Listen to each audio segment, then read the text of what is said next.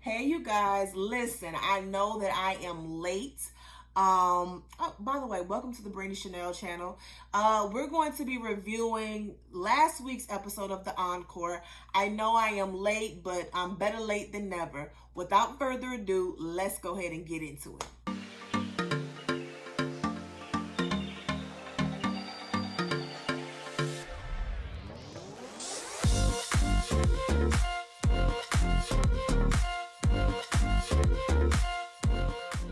Okay, you guys. So it's the next day, and Lamisha and Pam are in the kitchen, and they're exchanging pleasantries.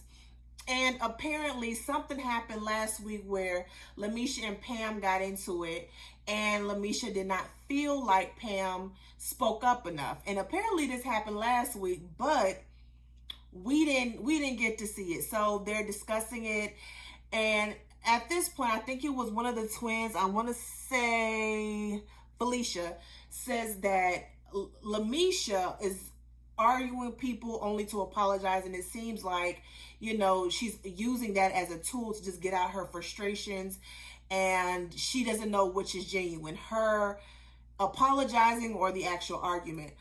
I mean, the same thing. I get what Felicia is saying, but the same thing can be said about her. You just go off, you argue, and then later on you apologize.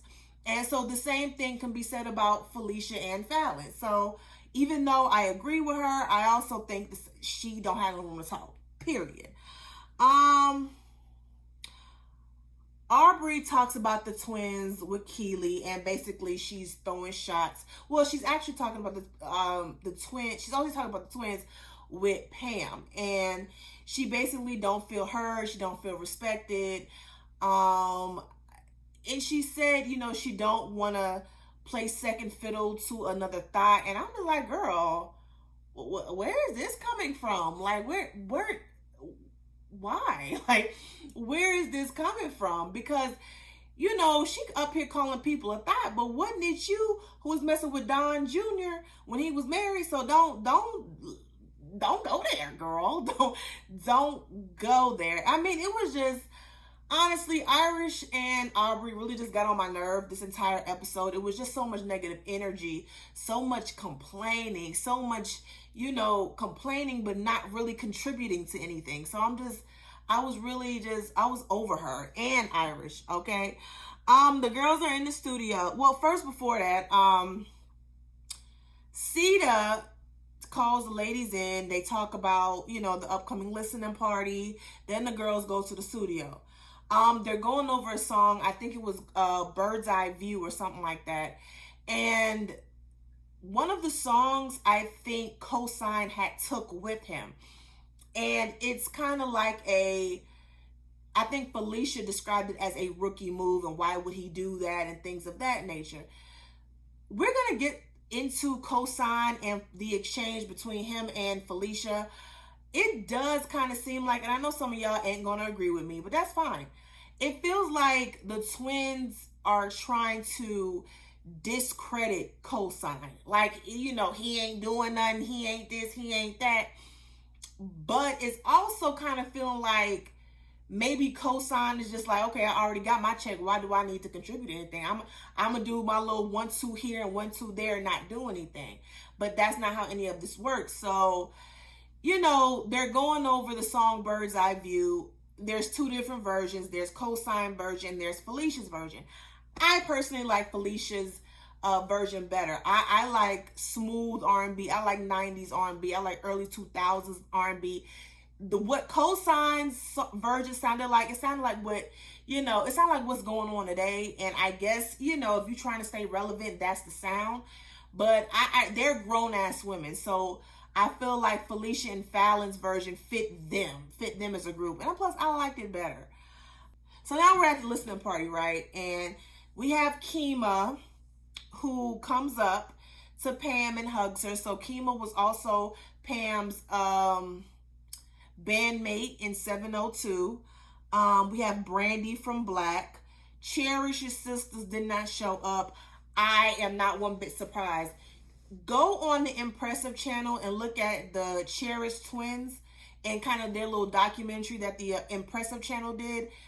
So apparently, this is the way the twins have always been. They were supposed to do a reality television show with their other two sisters, but the other two sisters, just weren't feeling them. They were not featuring them like that. They've always been outspoken.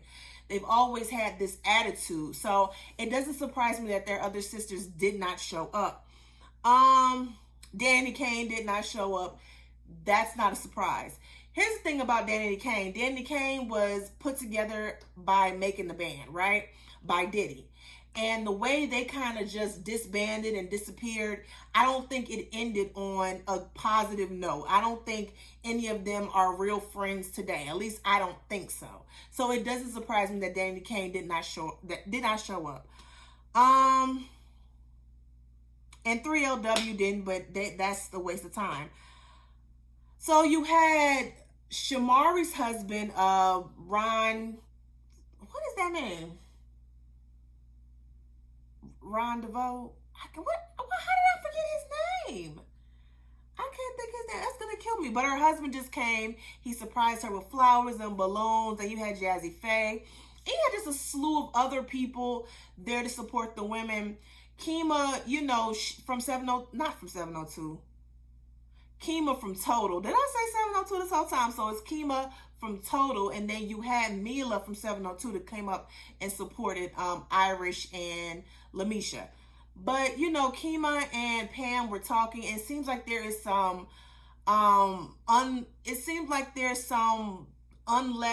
unsaid things going on between them. Kima would really have wanted to enjoy going on tour with Total and making some money, kind of like what Escape did. And that would have been something to see, Escape and Total on a tour together. That would have been great. But Pam is in another place in her life. She is more holy. She is more sanctified, and things of that nature. So she's not part of 702 anymore. So I think that's where the conflict is coming in. I also felt like this energy from Kima and Pam, like they was almost in a relationship. Like, did anyone else peep that? Like, it just, their whole banter back and forth and their whole vibe came off real, like something happened in their past that they not discussing. But we not gonna read too much into it. We just gonna keep it pushing. So they're showcasing their song Bird's Eye View, and then in the middle of the song, the guy from New Edition, why can I not, Ronnie, was it Ron? I think that was his name. I cannot remember. Oh my God. He and Jazzy Faye and another producer was like, cut it, stop. And then they were like, we really want you guys to perform it. Let us get into it. We need to see that you went to it. You know what I mean? And they started performing. They started kind of singing the lyrics and this, that, and the third. And then you got Miss Irish and Aubrey over there, looking crazy, just sitting there with their negative attitude, their negative energy. They can't even fake the funk. Like, they can't even fake the funk and act like they're part of the group and that they want to be a part of it. You got Aubrey over here cutting her eyes, and I think somebody said, I think it was Shamari who said that, Aubrey is checked out, and I really do feel like Aubrey has checked out. I have to say, when Lamisha had, kind of stepped out in front and was singing, I was proud of her in that moment, because it's like she was coming out of her shell. She was breaking down her walls, her barriers, and I love that she came out there. I got here, Aubrey is being very negative. So at one point, I think it was one of the producers she was talking to. She was talking about the drama that happened. I was like, girl, this ain't the time nor the place for you to be sitting up here trying to talk about the drama between you and the ladies. Y'all are supposed to be here trying to prove yourself, trying to make a comeback, and you over here being negative and just doing the most. Kima and Pam talk. I kind of talked about it just a little bit. Basically left because she was taking a different path in life, and Total didn't fit. Total just didn't fit in her in where she was trying to go. And I do feel like she owed Kima an explanation. Like, we're friends. Like, you can't just leave us like this without giving me an explanation. Yeah, I'm here to support you, but I want answers. So I completely understand where Kima was coming from. I talked about Aubrey talking about cosign. It was just, to me, it was just bad energy. She feels like she's the most creative. She took on the role of creative director. No one asked her to do it, but there was window of opportunity because Keely wasn't doing what the fuck she was supposed to do. So then Irish, Mila, and Lamisha are talking. This is 702. And they're just talking about, the songs, and Mila saying how proud she is and things that and the third. Here come Irish complaining, telling myself, I only got one or two lines and this, that, and the third. And Mila like, I don't like, girl, what? Like, what's going on? Like, I want no parts of this. This is house drama. I was here for the music. What's going on? And, even Lamisha's like, I understand her frustration, but this ain't the time nor the place. Listen, you can't do the least amount of work and then complain. You can't. And let's just be clear. Irish is not the best singer. She's not. And she barely know how to dance, okay? Now, Lamisha is barely singing, but Irish is barely doing that much, okay? She's not really contributing anything to the group, but always got a complaint. And it's like, girl, like, I'm gonna need you to, pull it together. And, at least go over and go in the booth and get your little oohs and ahs in. You know what I'm saying? Like, you're not contributing as much. So why is this like every episode it's starting to be a build-up, and she's complaining. Her and Aubrey, like I said, her and Aubrey in this episode really annoyed me. Lamisha then has a conversation later on with the girls saying that, she understands how Irish feels. And Aubrey is in the confessionals and she's complaining.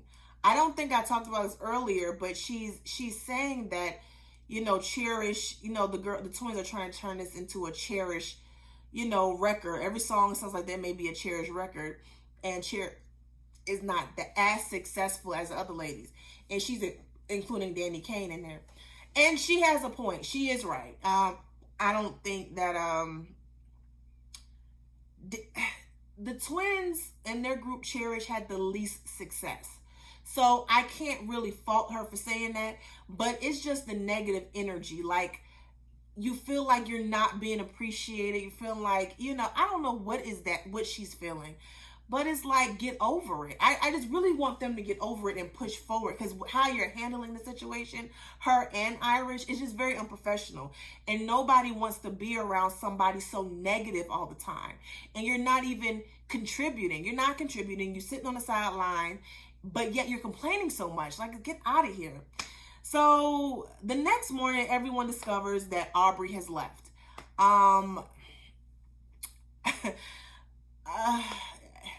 Are we hurt because Aubrey left? Like, are we really hurt? Are we really needing Aubrey at this point? Like, I really don't even feel like she's needed at this point, because she's not really contributing. She contributed that one little chart, and that was it. And it's like, I'd rather you be gone than to poison everybody with your negative energy. And I was kind of like fouling on this one. I kind of agree with her. Like, you know what you're doing. It's very dramatic. Instead of addressing the issue, you just got up and left and you quit. So I don't have time to be sitting up here babying you and all this other crap. Nivea, Aubrey leaving kind of affected Nivea, because she thought she would be the first one to leave. And on top of that, she has to sing all of Aubrey's songs. And, I understand it. I get it. But it's time to move on. I think Nivea is a good replacement to replace Aubrey's vocals. I think she can handle that. The next scene is co-signed, the singing coach, I think her name is Cinnamon, and the choreographer show up. Y'all. Oh. Listen, so they show up and co-sign, gets started. They play the Bird's Eye View the Bird's Eye View song, and it's Felicia's version of the song, right? So all of a sudden co-sign was like, ask that. And then he plays his version, and then, Fallon is like, don't do that, blah, blah, blah. And so then, Shamari is, she's vibing to Cosign's version, and then Cosign turns around and says, well, does she look off by my song? Does she look off? And then, you got Felicia over here saying, does it look like I give a fuck? And then they just start bantering and arguing back and forth. And at some point, Cosign kept saying, kept referring to her as sweetheart and sis. And Keely, for some reason, jumped into it because she felt like she had to, I guess, take up for Felicia. And Felicia, she said, calling him chauvinistic. And she's saying, he's chauvinistic. You're not respecting me, and blah this and blah that. And then her and Keely are just continuously going back and forth. Listen, and I'm gonna be straight up honest with y'all. Some of y'all may not agree. I do think that Cosign, and Shamari even, kind of confirmed it, that Cosign is not doing his part. Okay. He already got the check. So why am I putting in extra effort? However, with Felicia and Fallon, it's like they want all this respect but don't know how to give it. And because they're producers and things that, and this, that, and the third, and they've done a lot of the work, they feel like they can talk down to people. I'm gonna tell y'all like this. I feel like they are trying to take over so they can put themselves out there. So they'll discredit other people like Cosign and Elijah and the other ladies because they want the spotlight to be on them. This is their comeback. They don't give a fuck about the other people. This is what they want to do. That's what it is. I do not like when men tell women to calm down because it's like, if it was a man, would you do that to them? However, I don't know too many people that's just going to sit there and let somebody else talk to them any kind of way. I'm sorry. I just don't. Okay, I get it. He's a man and he's supposed to talk to him in a certain kind of way. And I don't like the condescending tones that men usually takes with women when it comes to business and calling them sweetheart and calm down and things of that nature. But at the end of the day, if you talking to me crazy, whether you male or female, I have the right to clap back. Okay, I have the right to go there with you. Because I don't know what was going on with the editing, but it was so choppy and it just looked like Fallon just went out of nowhere. So I'm going to give her the benefit of the doubt that maybe he said something that made her go off. But it also feels like as soon as he came in the door, she was on one because of he took the shit home. The way she handled the situation was so unprofessional. And I'm going to tell y'all something else. The choreographer, Elijah, and Cosign was on a live, and it's on YouTube. And Cosign was like, well, damn, they've never came at me like this, and I've known them for years. And that's what I thought. Like, when he first came, Fallon and Felicia act like they knew him so good, and he was good at his job, and this, that, and the third. So my whole thing is this. If he was so good at his job and y'all was cool before he even came to the show, why didn't you pick up the phone and tell him, listen, I don't appreciate you doing this, that, and the third. We need to talk. We need to fix this. As professionals and as friends, ain't we supposed to be cool? That's how I feel like the situation should have been handled. But because she was in her feelings and always demanding this respect but don't ever give it to nobody else, she felt like she had to get on to him and make an example out of him and all this other stuff. And I wasn't feeling that at all. And then for Keely to be like, oh, well, she's the producer of the house. He's the producer. She's the producer. Aubrey was the creative director. We got everyone singing. You doing the least amount of work. And under you is Irish. So, like, sit down somewhere. Like, don't do that. And he said, well, we have to stop calling, women sweetheart and telling us to calm down. Well, hell, she needed to calm the fuck down. She need to calm the fuck down. She do. It was out of nowhere. And now, like I said, I don't know too many people, male or female, that's going to sit there and let you just cuss them out like that. I just don't know that. So at some point, you have to chill and she has to take ownership of what she did. Cosign is a better man than me. He a better man than me. Not really a better man, but y'all know what I'm saying. He's better than me because she would have got cussed out, period. I'm sorry. He would have. But that was the end of episode 6 with Encore. Let me know how y'all feel down in the comment section. Stay tuned for Love and Marriage Huntsville review. That's coming up next. I got so much to say about that. And until next time, don't forget to like, share, comment, subscribe to my channel, and you all have a good evening.